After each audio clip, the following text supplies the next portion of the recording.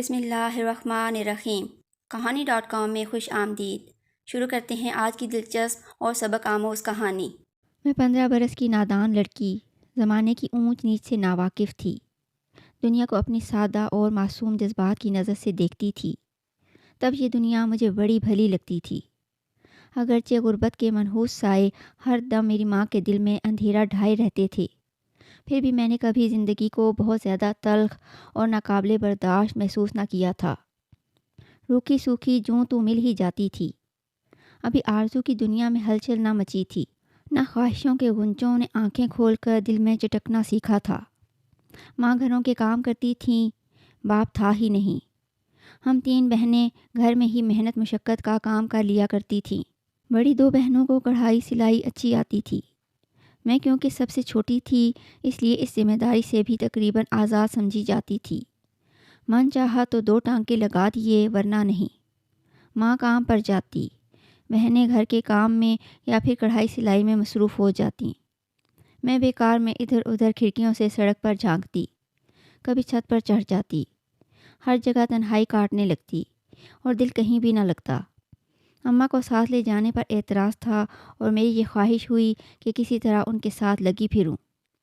مجھے دوسروں کے گھروں سے بڑی دلچسپی تھی۔ مزے مزے کی باتیں سننے کو ملتیں، دل سارا دن بہلا رہتا، اس لیے کبھی کبھار موقع نکال کر ماں کے ساتھ چپک جاتی تھی۔ ماں کو بہنوں کی شادی کی بہت فکر تھی۔ ان کا ابھی تک کہیں بھی رشتہ طے نہ ہو سکا تھا۔ یہ نہیں کہ رشتے آتے نہ تھے، رشتے بہت آتے تھے، مگر سبھی آخر میں مجھے پسند کر لیتے تھے۔ میں دونوں بہنوں سے زیادہ خوبصورت، صحت مند اور کم عمر تھی، اس لیے جو لوگ بہنوں کو دیکھنے آتے مجھے دیکھ کر اپنا ارادہ بدل دیتے۔ ظاہر ہے اماں کو بڑی لڑکیوں کی فکر تھی۔ میرا رشتہ کیسے کر دیتیں؟ وہ صاف کہہ دیتیں کہ جب تک میری بڑی لڑکیوں کے ہاتھ پیلے نہیں ہو جاتے، چھوٹی کے رشتے کا سوال ہی پیدا نہیں ہوتا۔ اس پر آنے والے خالی ہاتھ لوٹ جاتے۔ ایک روز امی نے مجھے سمجھایا، دیکھو حمیرہ، جب تمہاری بڑی بہنوں کے رشتے کے لیے لوگ آئیں تو تم سامنے مت آنا۔ جب تک دونوں کے رشتے طے نہ ہو جائیں، تمہارا سامنے آنا ٹھیک نہیں ہے۔ اس بات کو سمجھ کر دھیان میں رکھ لو۔ میں یہ سن کر بہت شرمندہ ہوئی کہ میرے سبب سے ان کے رشتے نہ ہو سکتے تھے۔ میں خود اپنی بہنوں کی خوشیوں کا کلم بھی تھی اور احساس جرم میں مبتلا ہو گئی۔ یہاں تک کہ اب میں اپنی بہنوں کے سامنے آنے سے، ان سے آنکھیں ملانے سے بھی حجاب محسوس کرنے لگی تھی۔ ایک روز میری خالہ آئیں۔ اس وقت امی سامنے کے بنگلوں میں کام کرنے گئی ہوئی تھیں۔ خالہ کہنے لگیں، حمیرہ آج تیری ماں سے بہت ضروری کام ہے، کیا یہ نہیں ہو سکتا کہ تو ماں کو کہیں سے بلا کے لے آ؟ میں نے کہا، یہ بھی کوئی بڑی بات ہے، ماں سامنے کے گھروں میں کام کرنے گئی ہیں، میں ابھی جا کر بلاتی ہوں۔ میں دل ہی دل میں سوچے جا رہی تھی کہ ضرور خالہ میری بہنوں کے لیے رشتے کی بات کرنے آئی ہوں گی۔ اس سے ضروری بات بھلا اور کیا ہو سکتی ہے؟ میں سب سے پہلے ملک صاحب کے گھر گئی، کیونکہ امی پہلے وہیں جاتی تھیں۔ اس کے بعد دوسرے گھر کا نمبر آتا تھا۔ میں نے گھنٹی بجائی، دروازہ کھلا اور ملک صاحب کا لڑکا اختر باہر نکلا۔ میں نے اس کے چہرے پر ایک اچڑتی ہوئی نظر ڈالی اور سپاٹ آواز میں دریافت کیا کہ کیا میری ماں اندر ہے؟ اس نے میرا رستہ چھوڑتے ہوئے کہا، ہاں ہاں وہ اندر ہے۔ میں بلا جھجک اندر چلی گئی، کیونکہ میں اکثر ان کے گھر آتی تھی۔ ملک صاحب کی بیوی اچھی عورت تھیں اور ہم ماں بیٹیوں سے بہتر سلوک رکھتی تھی۔ میں سیدھی غسل خانے کی سمت گئی، جہاں امی کپڑے دھو رہی ہوتی تھیں، مگر اس وقت غسل خانے میں نہیں تھیں۔ واپس آ کر اختر سے دریافت کیا کہ گھر میں تو کوئی بھی نظر نہیں آ رہا، ماں کہاں ہے؟ وہ بولا، ادھر اندر کمرے میں ہے۔ میں سمجھی کہ وہاں جھاڑو پونچھا کر رہی ہوں گی۔ میں بے دھڑک کمرے میں چلی گئی۔ جو ہی میں اندر داخل ہوئی، اختر بھی وہاں آ گیا۔ کمرہ خالی تھا۔ میں حیرت سے اختر کی طرف دیکھنے لگی، پھر سمجھ گئی کہ گھر خالی ہے اور اختر مجھے گھیر کر یہاں لایا ہے۔ میں نے ہمت کر کے کہا، مجھے باہر جانے دو، ورنہ اتنا شور مچاؤں گی کہ لوگ تمہیں گھر کے اندر آ کر پکڑ لیں گے۔ وہ بڑی ڈٹائی سے بولا، اس میں تو تمہاری بدنامی ہوگی، بھلا میرا کیا جائے گا؟ تم تو خواہ مخواہ ڈر رہی ہو، مجھے جانے دو، خالہ انتظار کر رہی ہوں گی۔ ایک شرط پر جانے دوں گا، میرے سر میں درد ہو رہا ہے، ذرا میرا سر دبا دو۔ میں سمجھ رہی تھی کہ یہ شرط اتنی سادہ نہیں ہے، تاہم اس کے سوا کیا چارہ تھا کہ میں اس کا سر دبا دوں؟ شاید اتنی دیر میں کوئی آ جائے اور میں تباہ ہونے سے بچ جاؤں۔ میں نے کہا اچھا تم کرسی پر بیٹھو، میں دبا دیتی ہوں، مگر جلدی مجھے جانے دینا، خالہ گھر پر میرا اور امی کا انتظار کر رہی ہوں گی۔ ابھی میں بات پوری نہ کر پائی تھی کہ اختر نے میری کلائی کو مضبوطی سے اپنی گرفت میں لے لیا۔ اس کے بعد کیا ہوا ظاہر ہے اس کی وضاحت کرنا بیکار ہے، جو میرے وہم و گمان میں بھی نہ تھا، اس طرح اور اچانک پیش آ گیا کہ مجھے سوچنے سمجھنے کا موقع ملا اور نہ ہی فرار کا کوئی رستہ نظر آیا۔ اب اختر مزے سے بیٹھا ہنس رہا تھا اور میں رو رہی تھی۔ غم اس قدر تھا کہ کلیجہ پھٹ رہا تھا، مگر اس ظالم کو میرے دکھ کا ذرا احساس نہ تھا۔ وہ تو ایسے خوش تھا جیسے اس نے کوئی دنیا فتح کر لی ہو۔ جب کافی دیر ایسے ہی گزر گئی تو وہ بولا، اب خدا کے لیے جاؤ، کوئی آ جائے گا اور تمہیں اس حال میں دیکھ لے گا تو کیا سوچے گا؟ میرا تو کچھ نہیں جائے گا، ظاہر ہے یہ میرا گھر ہے اور میں اس کا مالک ہوں، تم ہی بے آبرو کر کے یہاں سے نکالی جاؤ گی، تیری ماں کی نوکری بھی جائے گی۔ یہ آنسو بہانا چھوڑ، یہ تو بس گھڑی بھر کے ہیں، کل دیکھنا کیسے خود مسکراتی ہوئی آئے گی۔ میں اس کی باتوں پر دل ہی دل میں بددعا دیتی رہی۔ اٹھ کے جانا تو میں چاہ رہی تھی، مگر ایسا لگتا تھا جیسے کسی نے روح کو جسم سے جدا کر لیا ہو اور اب اپنی لاش کو خود اٹھائے جانا دشوار ہو گیا ہو۔ ذرا غم کم ہوتا تو اٹھ کر گھر جاتی۔ ابھی میں بیٹھی رو رہی تھی کہ دروازہ بجنے کی آواز آئی۔ اختر گھبرا گیا۔ جب اس نے دروازہ کھولا تو اپنے دادا کو کھڑا پایا۔ وہ تو لاہور میں تھے اور اچانک اسی وقت آ گئے تھے۔ اختر کو آسمان گھومتا ہوا محسوس ہونے لگا۔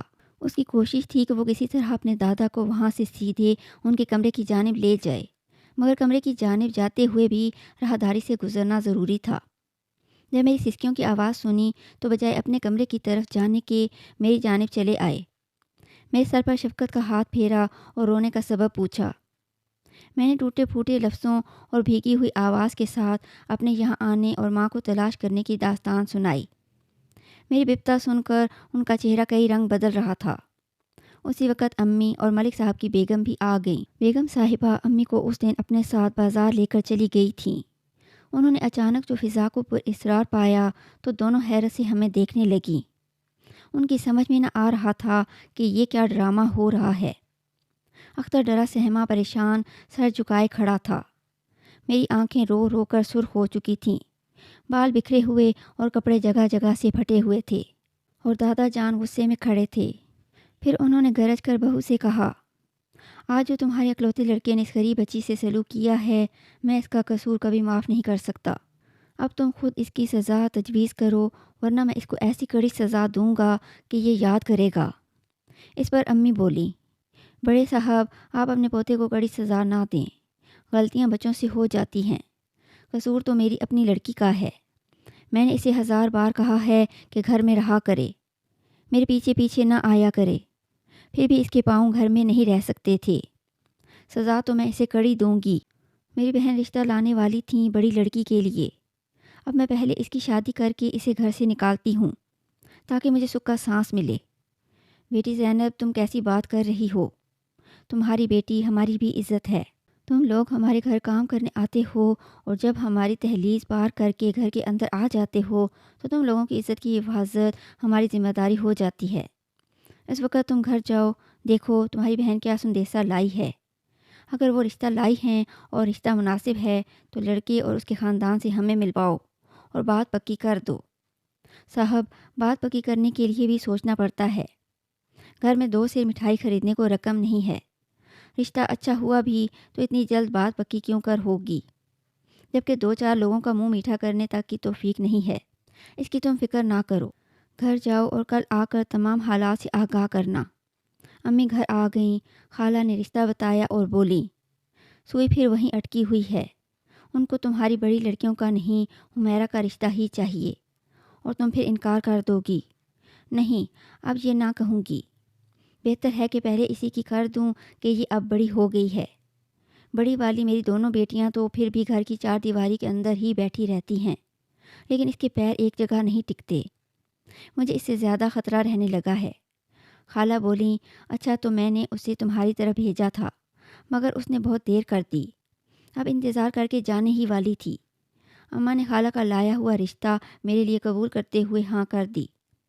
خالہ سے کہا کہ کل لڑکے اور اس کے گھر والوں کو لے آنا۔ خوشحال لوگ ہیں، لڑکا بھی میٹرک پاس ہے، لیکن تمہیں بھی تھوڑا سا تو جہیز کا انتظام کرنا پڑے گا۔ خالہ بولیں، اس کی فکر نہ کرو، بس کل ان لوگوں کو لے آنا۔ اگلے روز خالہ لڑکے والوں کو لے آئیں، لڑکا بھی آیا۔ وہ ان کو ملک صاحب کی کوٹھی پر لے گئیں۔ بڑے ملک صاحب نے ان لوگوں کو بہت عزت سے بٹھایا، خاطر تواضع کی اور شادی کی تاریخ رکھ دی گئی۔ انہوں نے میری شادی اس قدر اچھے طریقے اور دھوم دھام سے کی جیسے میں ان کی ہی بیٹی تھی۔ جہیز بھی اتنا دیا جیسے کوئی صاحب حیثیت اپنی بیٹی کو دیتا ہے۔ بارات کا کھانا لاجواب تھا۔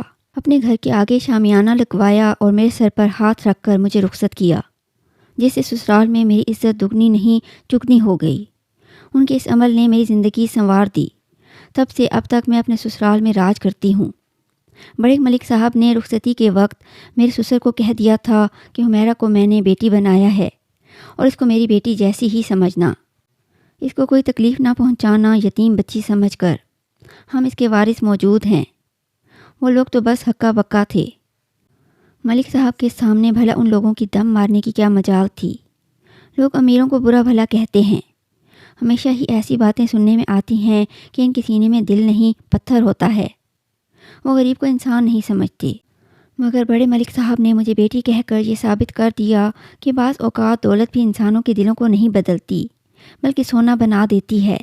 جن کے دلوں میں خوف خدا ہوتا ہے اور نیکی کی شمع روشن رہتی ہے، ان کو دنیا کی کوئی شے مغلوب نہیں رکھ سکتی۔ بے شک میں ایک یتیم لڑکی اور ایک غریب بیوہ نوکرانی کی لڑکی تھی، مگر بڑے ملک صاحب نے مجھے بیٹی کا تعارف دے کر زمین سے آسمان تک پہنچا دیا۔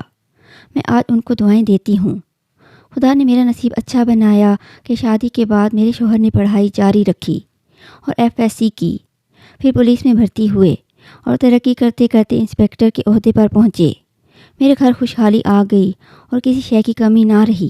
آج اس روز کو یاد کرتی ہوں جب ملک صاحب کے پوتے اختر نے مجھے ستایا اور رلایا تھا، میرا دل دکھایا تھا، لیکن اللہ تعالیٰ نے اس دکھی دل کی دعا سنی اور مجھے زندگی کی ہر آسائش اور سبھی سکھ دے دیے۔ یہ تھی آج کی کہانی۔ اگر ویڈیو پسند آئے تو اسے لائک اور شیئر کریں، چینل کو سبسکرائب کریں اور بیل نوٹیفیکیشن آن کر دیں تاکہ ہماری آنے والی ہر کہانی آپ کو بر وقت مل سکے۔ کمنٹس میں اپنی قیمتی آراء سے ضرور آگاہ کریں۔ اپنا اور اپنے چاہنے والوں کا بہت زیادہ خیال رکھیں۔ اللہ حافظ۔